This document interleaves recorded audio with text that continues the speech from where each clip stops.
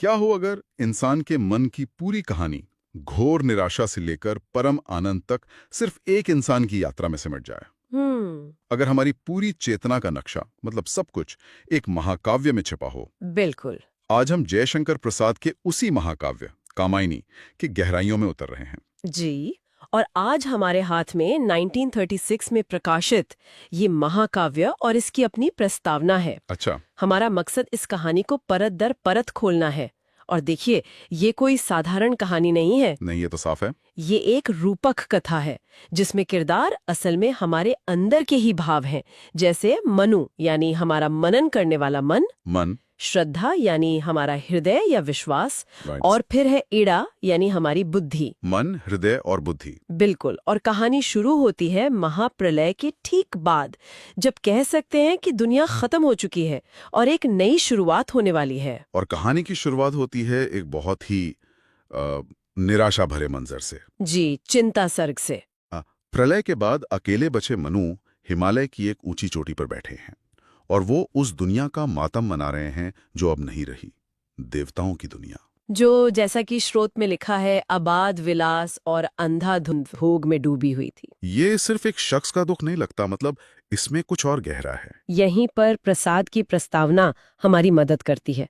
वो साफ करते हैं कि मनु कोई मनगढ़ंत पात्र नहीं है। अच्छा। वो वेदों और पुराणों में वर्णित एक ऐतिहासिक आदि पुरुष है। और ये महाप्रलय सिर्फ एक बाढ़ नहीं थी। तो क्या था? यह देवताओं के उस भोग विलास वाले युग का अंत था, एक तरह का नैतिक पतन।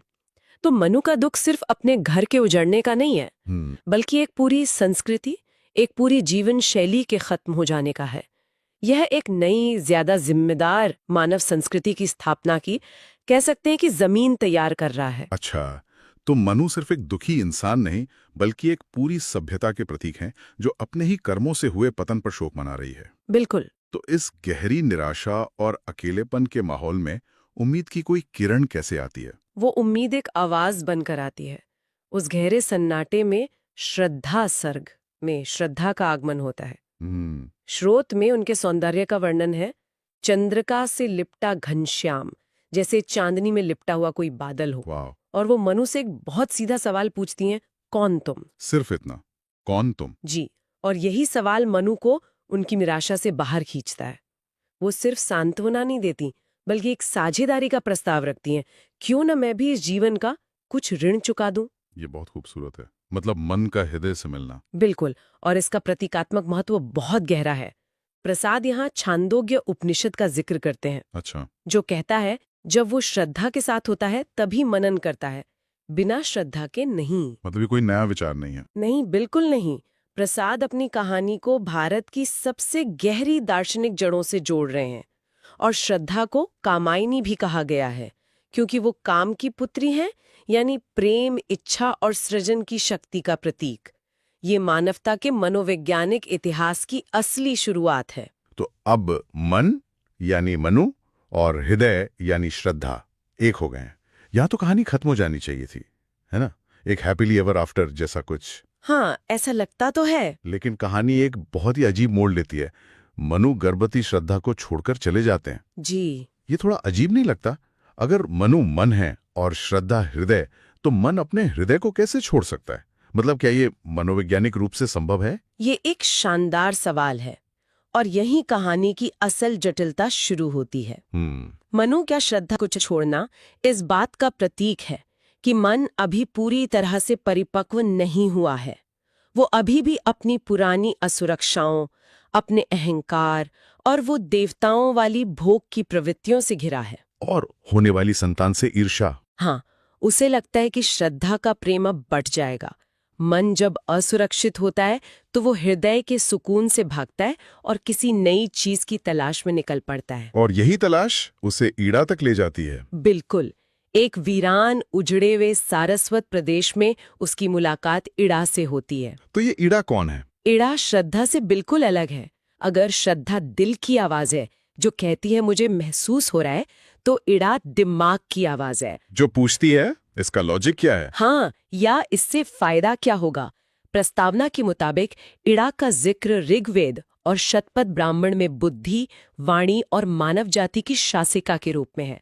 वो तर्क, विज्ञान, नियम और व्यवस्था की प्रतीक है। तो मानव विकास का अगला चरण? सही पकड़ा आपने, एक संगठित समाज का निर्माण। लेकिन रुकिए, एक दृष्टिकोण ये भी हो सकता है कि इड़ा का रास्ता गलत नहीं था।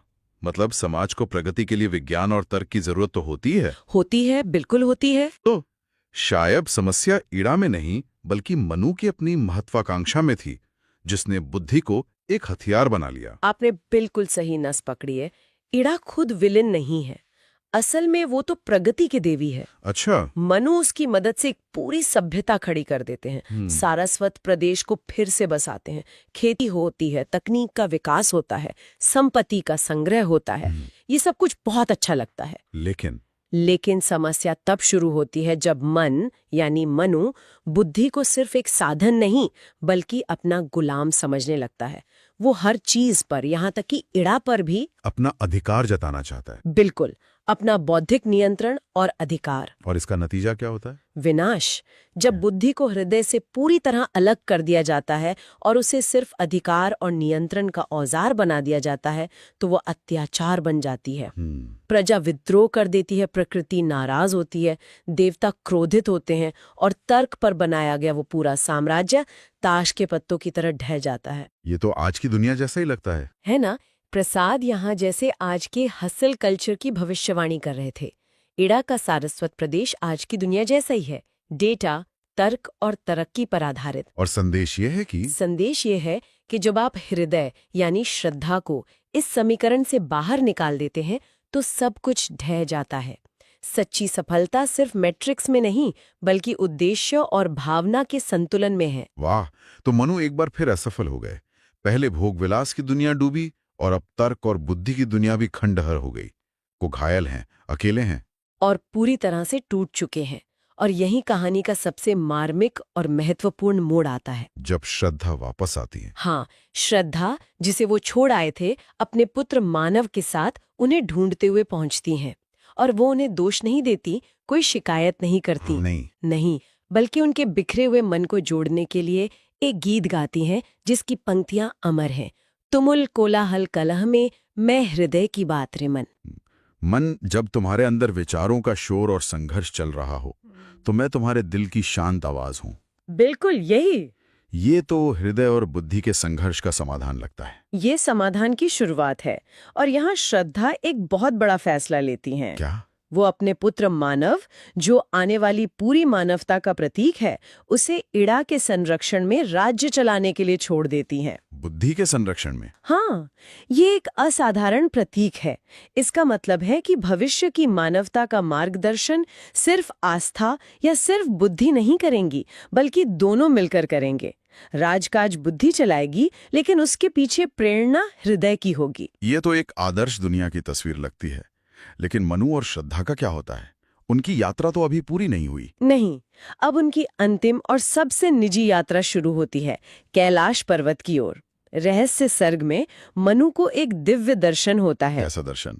उन्हें 3 अलग-अलग प्रकाश के गोले दिखाई देते हैं, इच्छा, कर्म और ज्ञान। इच्छा, कर्म और ज्ञान। हाँ, लेकिन वो तीनों अलग-अलग हैं, एक दूसरे से दूर है। और स्रोत के शब्द हैं, यही जीवन की विडंबना है। 3 अलग गोले, इसका क्या मतलब है? ये हमारे बिखरे हुए अस्तित्व का सबसे सटीक वर्णन है। हम सब इसे महसूस करते हैं ना? हाँ, बिल्कुल। हमारे अंदर इच्छाएं तो बहुत हैं, लेकिन उन्हें पूरा करने का ज्ञान नहीं है। या फिर ज्ञान तो है, लेकिन उसे अमल में लाने का कर्म नहीं है। और कभी-कभी हम बिना किसी इच्छा या ज्ञान के बस मशीन की तरह कर्म करते रहते हैं। बिल्कुल। ये तीनों शक्तियां जब तक अलग-अलग रहती हैं, इंसान अधूरा और दुखी रहता है। और फिर कहानी का चरमोत्कर्ष आता है। इन तीनों अलग-अलग गोलों का क्या होता है? फिर एक चमत्कार होता है। श्रद्धा एक मुस्कान देती हैं और उनकी मुस्कान एक बिजली के चमकदार लकीर की तरह उन तीनों गोलों को एक साथ जोड़ देती हैं। इच्छा, कर्म और ज्ञान एक हो जाते हैं। सब एक हो जाते हैं। हाँ, तीनों लोक यानी हमारे मन के सारे आयाम एक होकर एक आनंदमय ब्रह्मांडीय नृत्य में विलीन हो जाते हैं। मनु को पहली बार हर चीज में एकता का बोध होता है। ये तो मतलब इसे शब्दों में कहना भी मुश्किल है। तो इस परम अवस्था में मनु क्या महसूस करते हैं? आनंद सर्ग में उनकी अंतिम अनुभूति का वर्णन है। वो कहते हैं, समरस थे जड़ या चेतन सुंदर साकार बना था। चेतनता एक विलसती आनंद अखंड घना था। जी, और फिर वो कहते हैं यहाँ कोई शापित नहीं, कोई पापी या दुखी नहीं, हम दूसरे या रिश्तेदार नहीं हैं, हम स्वाभाविक रूप से स्वयं हैं, तुम सब मेरे अंगों की तरह हो। भेदभाव मिट जाता है, मैं और तुम का फर्क खत्म। हाँ, यही समरसता और अखंड आनंद की परम अवस्था है जिसे दर्शन में अद्वैत कहा गया है। वाह, तो कामायनी की ये यात्रा एक अकेले निराश व्यक्ति से शुरू होकर पूरे ब्रह्मांड के साथ एक हो जाने के आनंद में एहसास पर खत्म होती है। ये किसी भारी दुनिया की कहानी नहीं, बल्कि हमारे अपने मन के अंदर की एक महाकाव्यात्मक यात्रा है। आपने इसे बिल्कुल सही समझा। प्रसाद ने प्राचीन मिथकों का इस्तेमाल करके एक बहुत ही गहरी और आधुनिक मनोवैज्ञानिक कहानी कही है। तो इसका निचोड़ क्या है?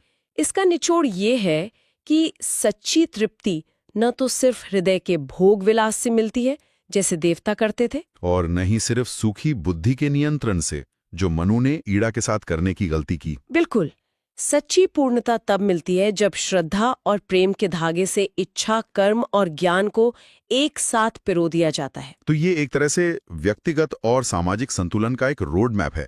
ये तो आज के दौर में अविश्वसनीय रूप से प्रासंगिक है। बहुत ज्यादा। प्रसाद हमें एक कालातीत चेतावनी दे रहे हैं। केवल भावनाओं पर आधारित जीवन अराजकता की ओर ले जाता है, और केवल तर्क पर आधारित जीवन अत्याचार और अकेलेतन की ओर। सही बात है। सच्ची प्रगति का रास्ता, चाहे वो एक व्यक्ति के लिए हो या पूरे समाज के लिए, हमेशा मन और हृदय, तर्क और भावना, ज्ञान और विश्वास के संतुलन से ही गुजरता है। कहानी तो मनु और श्रद्धा के पूर्ण सामंजस्य को प्राप्त करने पर समाप्त हो जाती है, लेकिन उनका पुत्र मानव यानी हम सब, वो दुनिया पर शासन करने के लिए ईड़ा यानी बुद्धि के साथ पीछे रह जाता है। ये एक बहुत ही दिलचस्प सवाल छोड़ जाता है ना? कौन सा सवाल? क्या मानवता की यात्रा, जिसका प्रतीक मानव है, अपने पूर्वज की कहानी से सीखेगी, या क्या हम हृदय और बुद्धि के बीच संघर्ष के उसी चक्र को दोहराने के लिए अभिशप्त है जब तक कि हम भी अपना संतुलन ना खोज लें?